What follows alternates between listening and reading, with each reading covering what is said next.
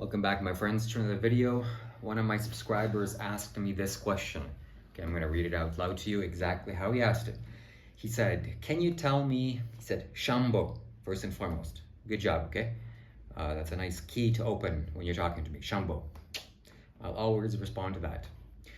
Then he asks, can you tell me why you are a devotee of Shiva and not of the Supreme Lord Krishna or Vishnu? And then he gave prayer hands, okay? Prayer hands to you. You know who you are. Very good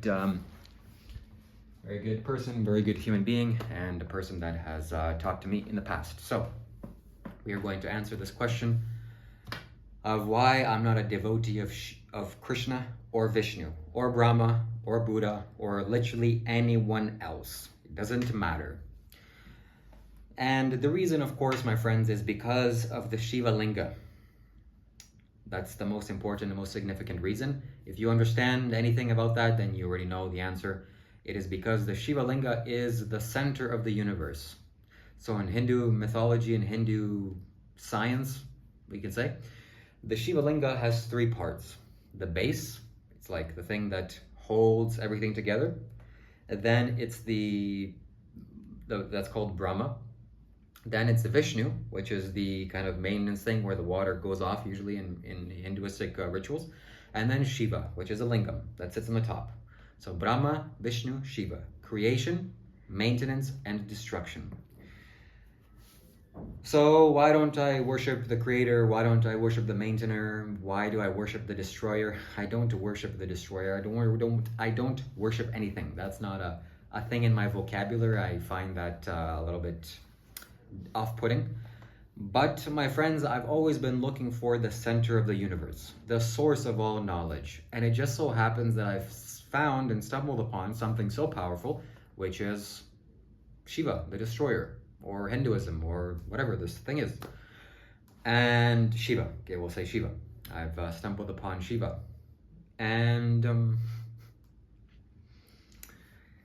so maybe I'm saying this because maybe in 10 years from now, something more powerful is going to arise. Maybe some bigger deity is out there, or something more significant and more in tune with my sense of knowing, and I can get more knowledge from that, or get more strength or power from that, but it's unlikely.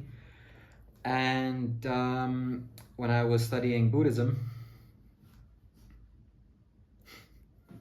okay, let me go back to my point here, is that Shiva is the destroyer. Shiva is the being that takes everything towards emptiness, towards nothingness. So the creation process is fine and fantastic. You can create things. You can create an infinite number of things, or maybe a finite number of things. Actually, I'm not sure. If the universe is finite, then you can create a finite number of things. Or if the universe is infinite, then you can pretty much create for the rest of your life. But it's still a certain amount of things you can create. Whatever, I don't know if that makes sense. But my friends,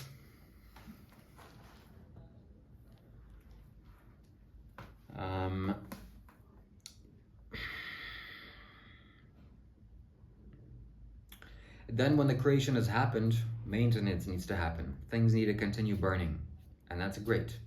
Then once that happens, there has to be a process of destruction or cleaning the place.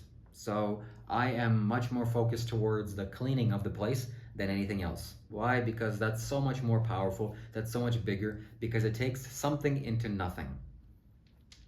That's what it is. So why else do I not follow Shiva? I mean, I don't follow Shiva, by the way.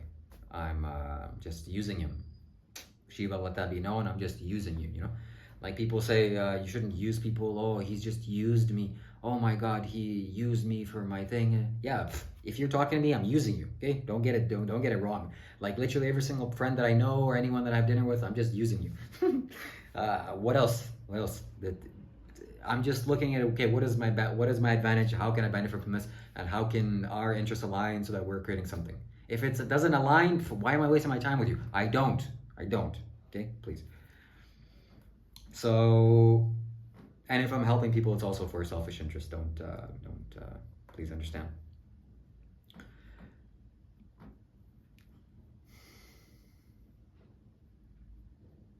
So I'm using Shiva as a tool. That's why I look like this. That's why I talk like this. That's why I changed my name to Shiva. Why? Because I want the whole world it to be influenced by the sound Shiva, that which is nothing, something which doesn't exist, that emptiness.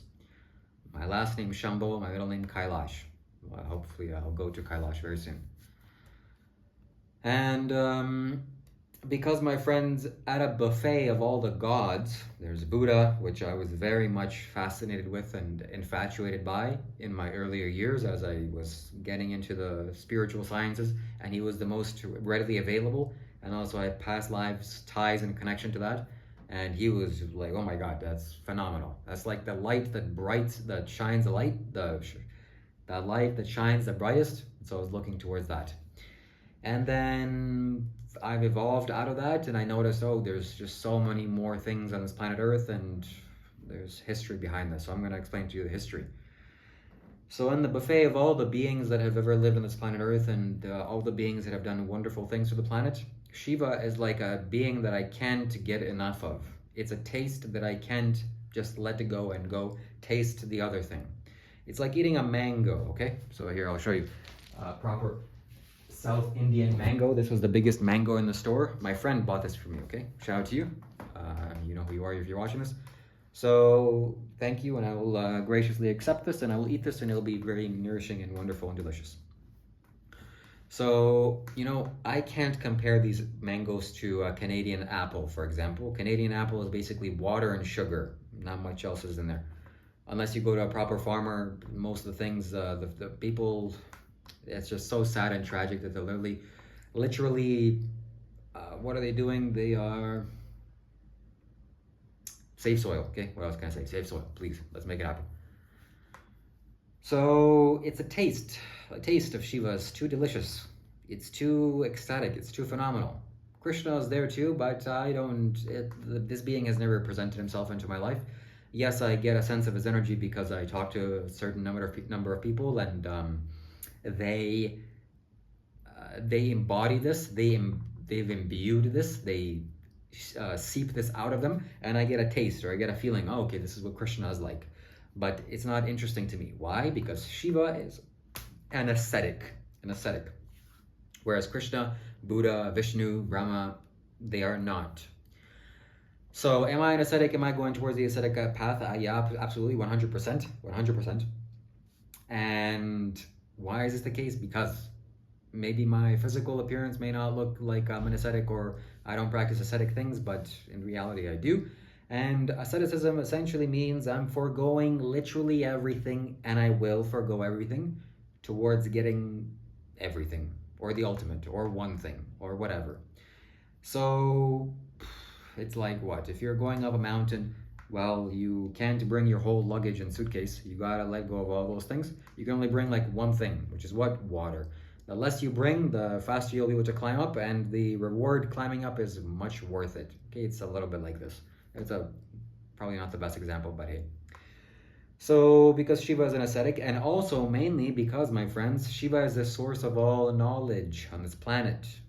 Okay, I'm very thankful that I got this, that I have the mental strength and karma and goodwill to be able to perceive this and get this, and so easily available it is to me, that Shiva is like, on the top of the mountain there is a pool of water that condenses and whatever, and that pool of water seeps down the mountain, and then it becomes a river, and then it goes and it becomes a lake, and then it goes and becomes the ocean.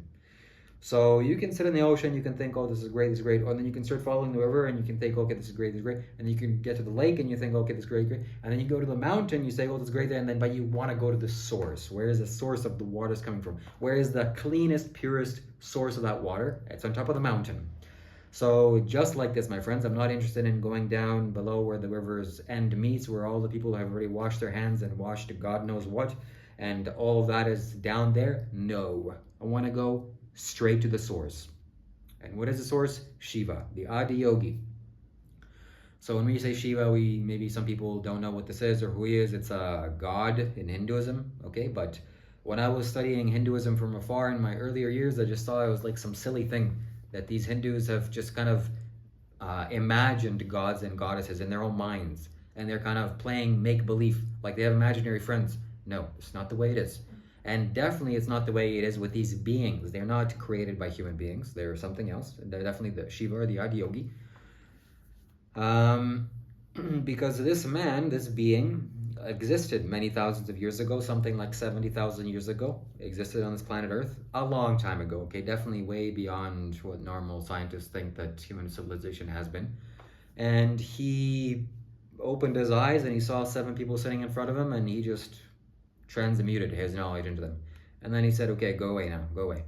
And then they shooed off into Africa, Europe. One stayed with him, one went down south to Himalayas, one went to India, then all the other went to South America and various places on the earth. And because of Shiva, the first yogi, and because of these 7 sages, how they spread to the entire world, is now why we have all of the world's major religions.